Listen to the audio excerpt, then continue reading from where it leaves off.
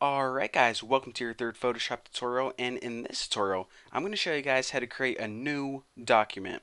Now this is a little bit more difficult than creating like a new document in Microsoft Word because you just don't press File, New, and then you're good to go. There are actually a lot of settings that you need to go through before you create a document, and I'm going to be talking you guys through all of those settings right now. So go ahead and choose File, New, and like I said, unlike any other program where everything just pops up and it's ready to go, you have to answer a bunch of questions or fill out a form before you can, make a new document. So the first one, name, it's easy. I'll just name this, YouTube, name it whatever. Pretty much the name of your file, so whenever you save it, this is going to be the default name that it saves under. Now, right here, your next option is your preset. Now, this is generally the main option you want to focus on first because you need to ask yourself first, what are you using this for? If you're just going to make a graphic for the web or, just something that you're going to stick on a blog or something, then just go ahead and put it at default Photoshop size and it's going to fill out the rest of these settings for you. However, if you're making like a flyer for, I don't know, maybe you're going to have a garage sale or something, then you usually want to choose US paper, or maybe you're working on something for a movie, then you can choose film and video, and then it's going to give you some more options of your video.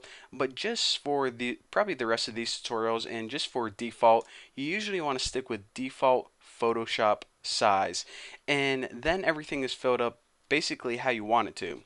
So the next setting, unless you're doing anything weird, then just go ahead and stick with that. The next setting is the width and height. Now, usually whenever you're working with the web, then you want to work in pixels, but some people prefer inches. Again, if you're overseas, then you probably don't use inches and use metric instead. But I prefer to work in pixels just because, I design things for websites a lot. And whenever I talk in Photoshop, I don't I'm not like, okay, move this, make a box that's 2 inches wide. People usually say make a box that's 150 pixels wide. So that's why I prefer to work in pixels as well. But you can work in whatever, matter of preference. Now, resolution is where things get kind of tricky because it really depends on, and really all of these things right here depend on what is your final image going to be used for. If you're making an image that you want to use on a website or the web in general, or on your computer at all, it needs to be 72 pixels per inch. Again, it doesn't need to be, but that's the best resolution to use for the web or for a computer. If you're printing, for example, if you want to make a flyer for your garage sale or your new business and hang it up at the grocery store, then what you want to do is you want to change this to 300 pixels per inch. So it really depends on your printer, but typically printers are 300 pixels per inch. That's going to give you the best quality. And for the web, as you see, if you ever choose default, it puts it at 72 because that's the best for images that you just view on the computer. Now, if you use anything less than 72 or less than 300 for printing, it's going to make the image look kind of pixelated and bad quality. And if you're saying, you know what, I want this image to be really good for the web, so I'm going to put this at, 1000 pixels per inch, that's going to look crisp. Actually, it's not going to look crisp, it's going to look worse. And the reason that, they put 72 is because that's the standard. So don't think that putting like 1,000 pixels per inch is going to give you a really high quality image. It's not going to make a difference. It's just going to waste a bunch of memory on your computer. So remember the rule: 72 for web, 300 for print.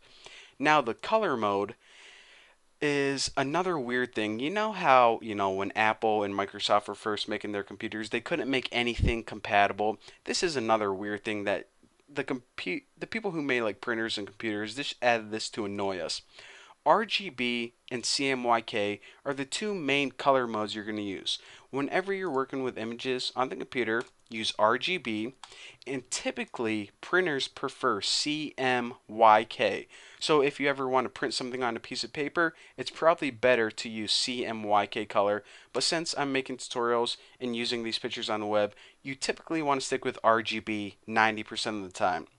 Now the other color modes, I might as well go over those, is grayscale. Pretty much means, if you're making a black and white photo, you want it all grayscale.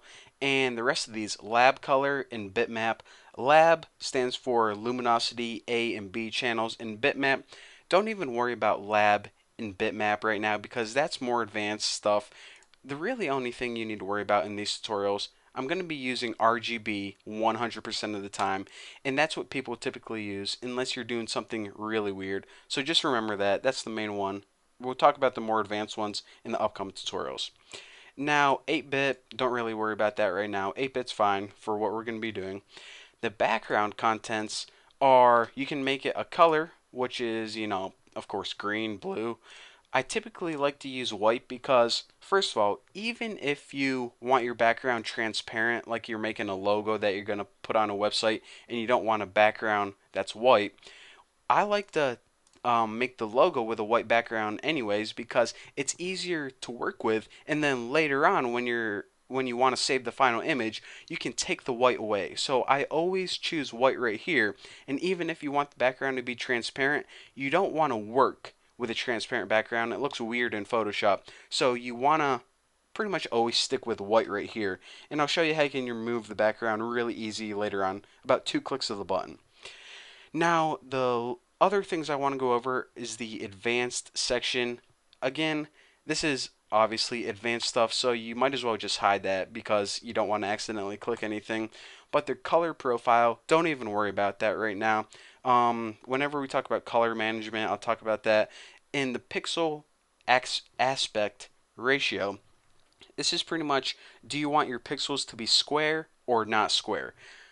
Pretty much 99.9% of the time you want square pixels. The only people who ever don't want square pixels is if you're working with a really weird video editing program.